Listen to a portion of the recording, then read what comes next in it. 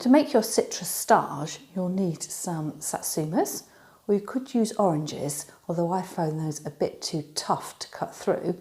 I've got a vegetable knife. I've also got a pastry cutter as well for cutting out stars. First thing you need to do is to peel your orange. I'm going to do this by peeling off the top, then peeling off the bottom, and then peeling off the strip around the middle. So making sure that you peel enough to get a star out of the top, just measure up and go through with your thumbnail, piercing the fruit round.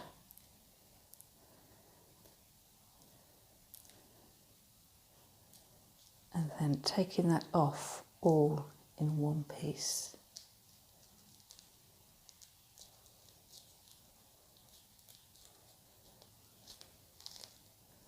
Like so. And then turn it over and do the same thing on the other side.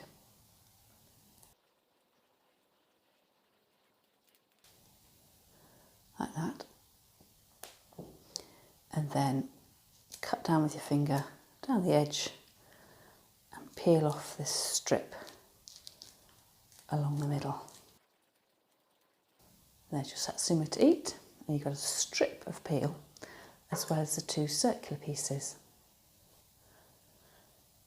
Take your pastry cutter and push it over the piece of fruit, and you will need to press down really, really hard, which is why I have got my chopping board here, so I can really, really press down hard. And that still hasn't quite cut the skin away, so I'm going to use a vegetable knife to cut around the edge. So you will find that your satsumas or your clementines or whatever citrus fruit you decide to use, sometimes the skin is quite soft and easy to cut, and other times it's a little bit tougher. And there you have your first star. And repeat. So position the cutter, cut really, really hard. Again, I can feel that hasn't really cut properly. So I'm taking my vegetable knife and cutting around the edges.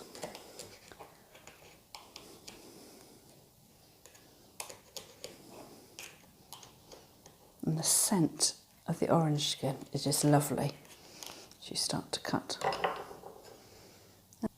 And then you just repeat along with your strip of orange around there, and you will need to cut, put a lot of pressure on your pastry cutter to cut them through. And as I say, a vegetable knife is really, really handy. Now, I made these ones here a few days ago, and they do start to dry out over time.